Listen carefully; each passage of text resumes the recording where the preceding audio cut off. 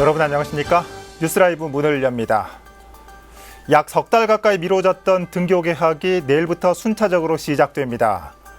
기대 반 우려 반 시선이 있는 가운데 어제 서울시 교육청이 등교 개학 생활은 어떻게 이루어지나 일종의 가이드라인을 제시했습니다. 수능 연기 가능성도 언급하며 고3만 매일 등교하는 것을 원칙으로 내세웠는데 오늘 뉴스라이브에서 자세한 내용 살펴보겠습니다. 5월 19일 뉴스라이브 지금부터 시작합니다. 오늘의 헤드라인입니다. 내일부터 고3을 시작으로 순차적으로 등교 개학이 시작됩니다. 서울시 교육청은 원격 수업과 등교 수업 병행안을 발표했습니다. 조희연 서울시 교육감은 코로나 위기가 심각할 땐 수능을 한 달 연기하고 대학 개강을 4월로 미루자는 안도 제시했습니다. 서울시가 세종대로 차로를 축소하고 보행로를 넓히는 사업을 추진하고 있지만 교통 혼잡과 집회에 대한 해결 방안은 미흡한 실정입니다. 대통령과 단체장 그리고 국회의원까지 같은 당인 이른바 원팀을 강조하는 여당의 정책 딜레마를 집중 취재 와디슈에서 짚어봅니다.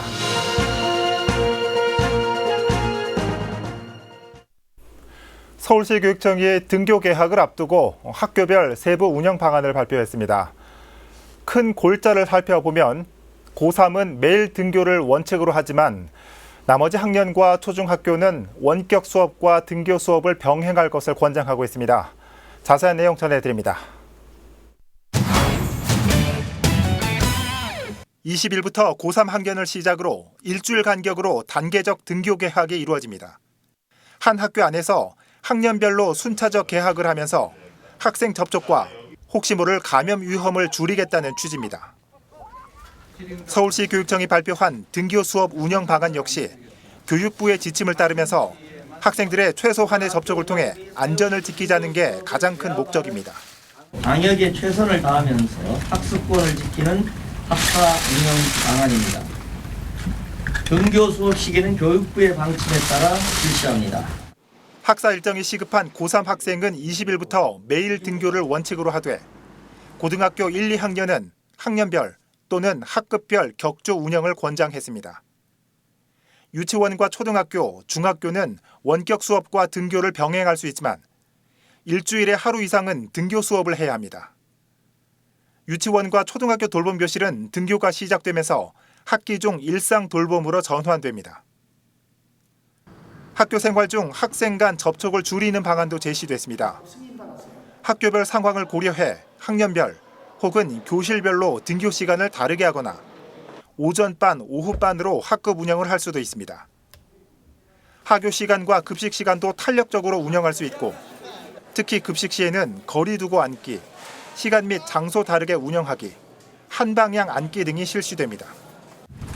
더불어 거리 두기를 위해 접촉을 최소해야 하므로 학년 학급별 시차 등교 및 시차 급식, 원격 수업 등교 수업 병행, 수업 시간의 탄력적 운영 등 다양한 방안을 예시로 제시하여 학교별로 참고할 수 있도록 하겠습니다. 등교 수업을 위해 서울시 교육청은 유치원을 제외한 각급 학교에 열화상 카메라 1대 이상씩을 설치 지원했고 마스크는 학생 1명당 5매, 교직원 1명당 3매를 배부합니다. 등교 개학을 앞둔 학생들은 등교 일주일 전부터 매일 자가 건강 진단 사항을 온라인에 제출해야 합니다. 학생과 교직원 모두 하루 2번 발열 체크를 해야 하고 만약 학교에서 확진자가 발생했을 경우 즉시 전원 귀가 조치 후 원격 수업으로 전환됩니다. 학생 안전을 위해 학교 시설은 주말과 공휴일에 한해 주민에게 제한적으로 개방됩니다. 서울시 교육청은 등교 수업 후에도 원격 수업의 비율이 많을 것으로 전망하고 원격 수업의 질을 높이는 방안을 강구하는 한편 과밀 학급 분반 수업을 위한 시간 강사 수당도 지원한다는 계획입니다. 딜라이브 서울 경기 케이블 TV 박용입니다. 네, 계속해서 등교 개학 관련 내용 조금 더 짚어보고 코로나19 발생 상황 살펴보겠습니다. 취재 기자 연결돼 있습니다. 이재용 기자. 네, 보도국입니다. 네, 다소 진정세로 접어들었다고 조심스럽게 볼 수 있는데 확진자 얼마나 늘었습니까? 네, 오늘 0시 기준으로 국내 코로나19 확진자 수는 총 11,078명입니다. 어제보다 13명 늘어났습니다. 사망자 수는 263명입니다. 어제 0시 이후로 사망자는 다행히 나오지 않았습니다. 네. 서울의 확진자 수는 742명입니다. 어제보다 6명 더 늘었습니다. 사망자는 지금까지 4명입니다. 서울의 감염 경로 현황은 어제 10시 기준입니다. 해외 접촉 관련이 263건으로 여전히 가장 많고요. 개별 산발이나 조사 중인 사례를 의미하는 기타가 133건, 구로구 콜센터 관련이 98건, 이태원 클럽 관련이 96건, 93건 등입니다. 네. 연기됐었던 고등학교 3학년의 등교 개학이 내일 예정대로 진행되지 않습니까? 이 문제는 학생들의 안전일 텐데 조희연 교육감이 코로나19 상황이 더 악화될 경우에 수능을 더 연기해야 한다는 주장을 했다고요? 네, 조희연 서울시 교육감은 어제 등교 수업 운영 방안을 발표하면서요. 코로나19 위기가 심화되면 고교생의 등교도 당연히 재검토해야 한다고 말했습니다. 상황에 따라 등교 수업을 원격 수업으로 재전환할 수 있다는 여지를 남겨놓은 겁니다. 네. 또 올해 대학 수학 능력 시험을 현재 틀 내에서 한 달까지 연기가 가능하다. 대학이 4월 1일 개학하는 게 불가능할 게 없다고도 말했습니다. 앞으로도 코로나19가 악화될 수 있다는 가능성을 열어두고 대비해야 한다는 취지로 풀이됩니다. 올해 수능일은 오는 11월 19일에서 현재 12월 3일로 2주 연기된 상태입니다. 지금까지 보도국에서 코로나19 소식 전해드렸습니다. 네, 이재용 기자 수고했습니다. 코로나19 발생 상황 살펴봤습니다.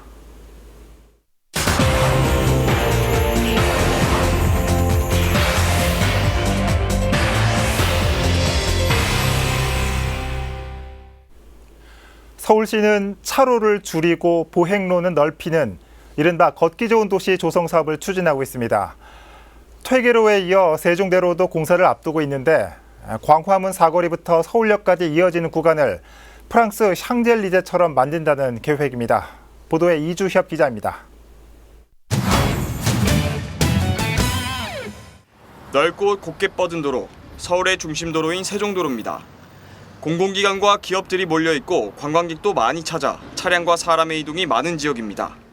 서울시는 왕복 12차로인 세종대로의 차로를 축소하고 보행로를 넓히는 사업을 추진 중입니다. 보행자 중심의 환경을 만들어 시민들을 위한 문화와 휴식의 공간으로 탈바꿈시키겠다는 겁니다. 서울시가 진행하는 도로공간 재편 사업의 하나로 세종대로 사거리부터 서울역 교차로까지 1.5km 구간에 걸쳐 녹지가 조성되고 자전거 도로도 새롭게 만들어집니다. 대한문합 역사문화광장도 6m 이상 넓어져 다양한 역사문화 행사의 장으로 이용될 예정입니다. 도로의 그 교통만 대책이 세워진다면 다 우회를 더 시키고 또 교통량이 줄어든다면 저희 사는 주민들로서 나무도 좀 심고 쉬는 공간이 좀 생기면 바람직한 거죠. 또 보행로가 좁았던 숭례문 주변에 둘레길이 생기고 남대문 시장으로 이어지는 횡단보도를 만들어 접근성을 더 높이겠다는 계획입니다. 보행로가 조성되면 북창동과 남대문 시장 상권에도 보탬이 될 거라 보고 있습니다. 저기 보도가 넓은 쪽이 있고 좁은 쪽이 있고 그래요. 좁은 부분 위주로 이제 더 넓히거든요, 보행로를. 네네. 그리고 환경을 좋게 하고 이제 이용자가 편리하고 그 상인분들이나 그분들도 심하게 반대를 안 하고 그러는 거겠죠. 서울시는 이달 내로 업체를 선정하고 다음 달부터 공사에 들어간다고 밝혔습니다. 현재 퇴계로의 차로 축소 작업이 진행 중이며 앞으로 을지로와 충무로, 창경공로에도 사업을 추진할 계획입니다. 딜라이브 서울경기 케이블TV 이주협입니다. 앞서 세종대로 차로 축소 내용을 전해드렸습니다. 시민들을 위한 공간 조성, 지역 상권 회복이라는 취지는 좋은데 인근 주민들이 우려하는 교통 혼잡과 집회 시위에 대한 뚜렷한 해결책은 아직도 내놓지 못하고 있습니다. 또 인근 주민들은 이 사업에 대해 모르고 있고 또 갑자기 시작된 도로 공사에 황당하다는 입장도 나오고 있습니다. 계속해서 이주협 기자입니다. 시원하게 달리는 반대편 차로와는 다르게 한쪽 차로만 차량이 길게 늘어섰습니다. 차로 축소 공사가 진행 중인 퇴계로입니다. 인근 상인은 보름 전부터 갑자기 차로를 막고 공사가 시작됐다고 말합니다. 지금 너무나 불편한데도 이게 왜 이렇게 하는지 진짜 이해가 되지 않아요. 서울시는 주민 설명회를 통해 사전에 소통했다고 주장했지만 정작 지역 주민들은 몰랐다는 입장입니다. 세종대로 인근 상인들도 마찬가지입니다. 서울시가 세종대로 차로 축소 사업에 대해 열었던 간담회는 지난해 10월과 12월 두 차례였습니다. 세종대로의 규모를 고려해 볼 때 상당히 부족한 횟수입니다. 서울시는 지역 상인들이 상권 회복을 기대하며 사업을 반긴다고 했지만 직접 얘기를 들어보니 전혀 다른 입장이었습니다. 대중교통이나 또 택시나 이런 거 타고 돌아야 되는데 차가 막혀버리면 외부에서 아예 안 온다는 이야기죠. 실질적으로는 외부에서 온 사람들이 줄어버리니까 아마 사람이 줄 것 같아요. 남대문까지는 이어지지 않고 있는데 7017도 세종대로부터 쭉 해서 온다? 모르겠습니다. 서울시 관계자와의 통화에서 교통 혼잡 해결책을 묻자 두루뭉술한 답변을 해왔습니다. 도심 내 통과교통이나 이런 거를 전체적으로 이제 어느 정도 줄이고 그렇게 하다 보면 안정화가 되면 그렇게 생각하는 것만큼 그렇게 큰 정체나 이런 거는. 지난해 서울시 도심 지점별 교통량 통계를 보면 세종대로 시청 앞 구간이 7만 9천 대로 가장 많습니다. 명확한 대책 없이 일단 막히면 통행량이 줄 것이라는 서울시의 입장에 인근 상인과 주민들은 답답한 심정입니다. 딜라이브 서울경기 케이블TV 이주협입니다.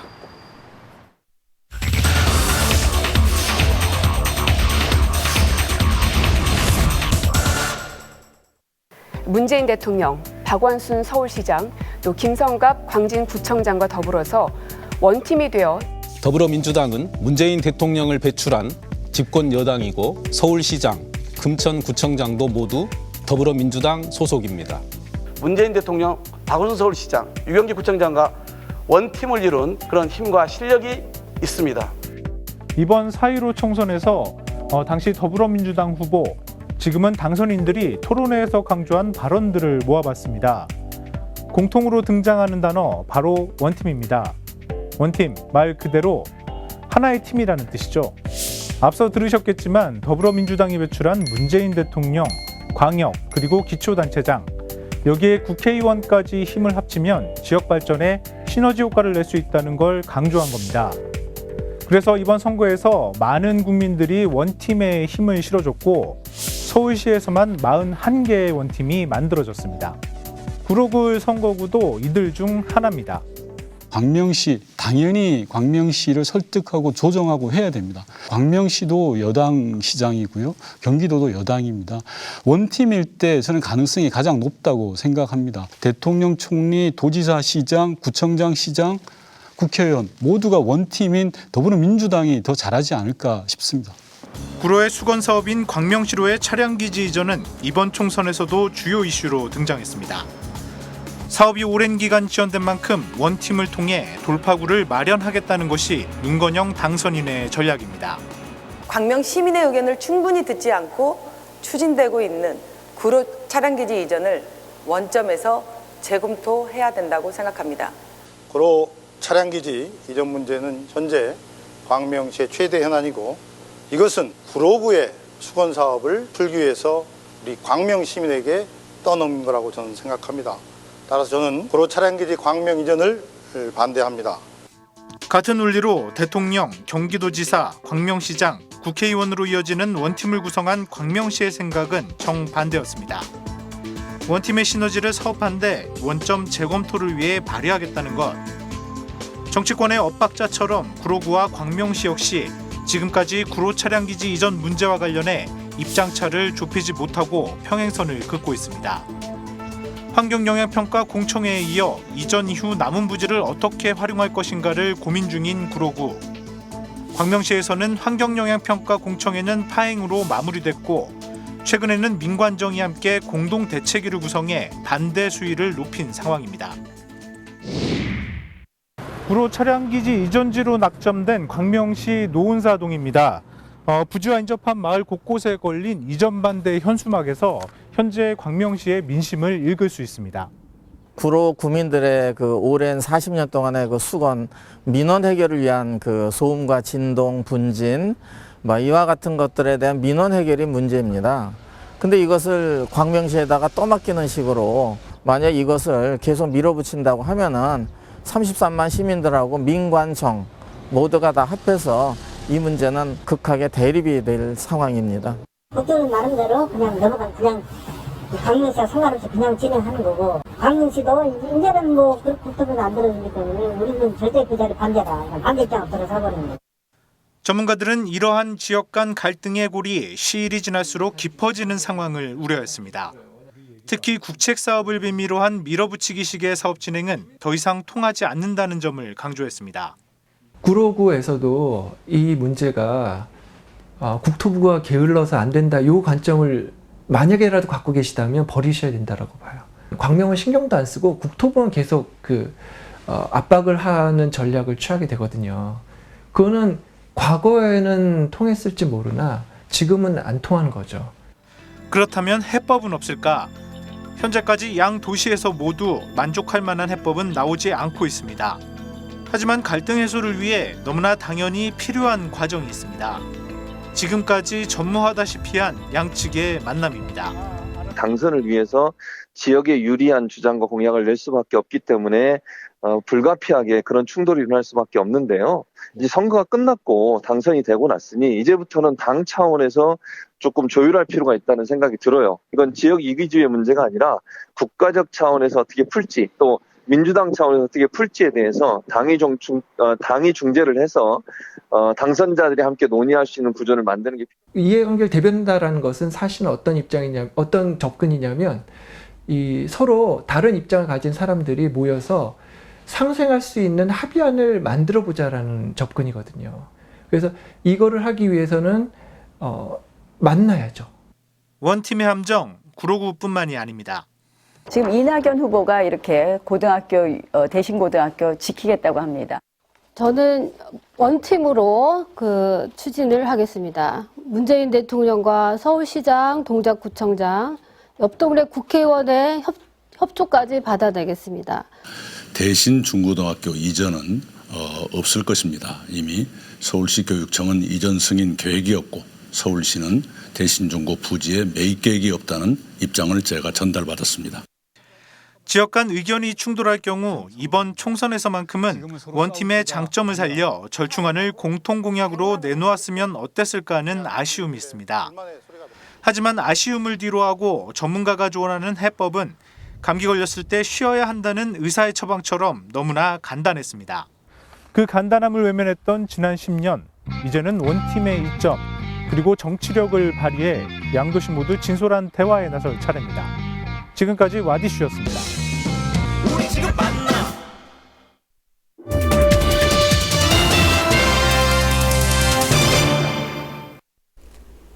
성동구가 공공안심상가에 입주한 31개 업체의 임대료를 50% 감면합니다. 코로나19로 인해 매출에 직격탄을 맞자 결정한 방침입니다. 업체들은 조금이나마 숨통이 트인다며 반기고 있습니다. 조성협 기자입니다. 굳게 닫힌 철제문이 입장을 가로막습니다. 현재 휴관 중인 한 동네 미술관입니다. 지난해 10월 치솟는 임대료를 감당하지 못해 성수동 안심상가에 입주했지만 코로나19로 인해 4개월째 문을 닫았습니다. 애초 약속한 기업 후원이 있었기에 인력 감축은 없었지만 코로나19가 장기화될 경우 장담할 수 없습니다.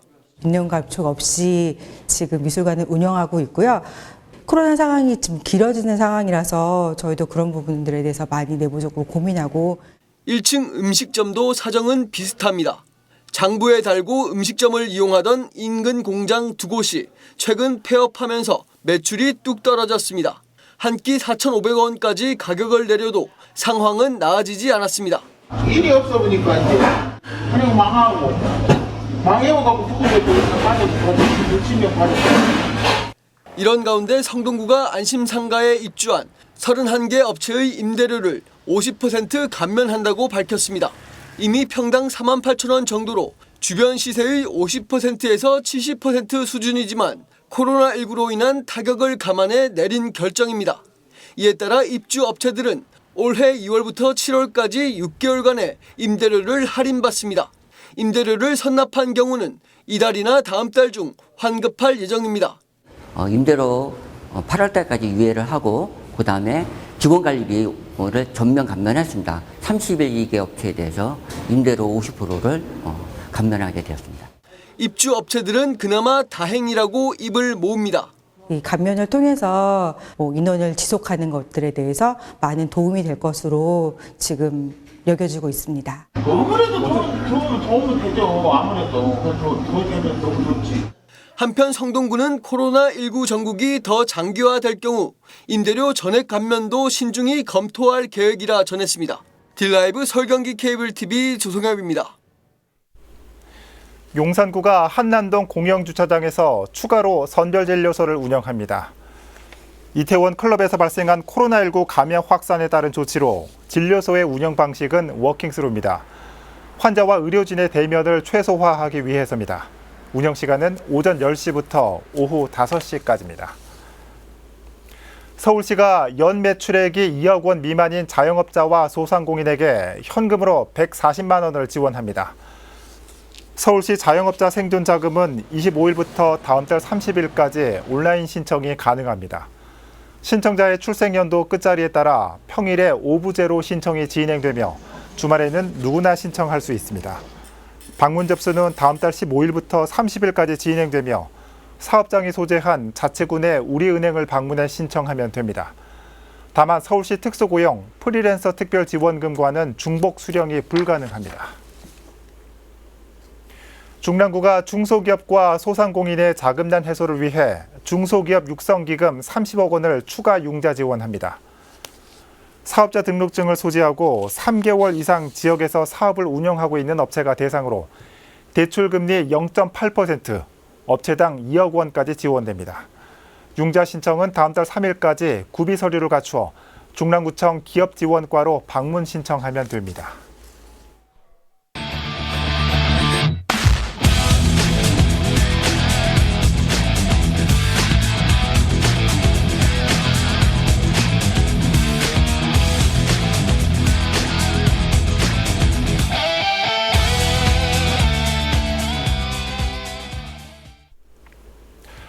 안타까운 경비 노동자의 사고 후 경비원들의 노동 환경을 개선하려는 노력도 다시 일고 있습니다. 경비원들은 경비 업무만 하게 하자. 100번 맞는 말이지만 이런 상황에서 등장하는 고령 경비원들의 고용 불안 문제도 간과할 수 없습니다. 잊을만 하면 나오는 경비원들의 처우 문제. 이번엔 현명한 해법이 나올 수 있을까요? 뉴스라이브 마칩니다. 시청해 주셔서 고맙습니다.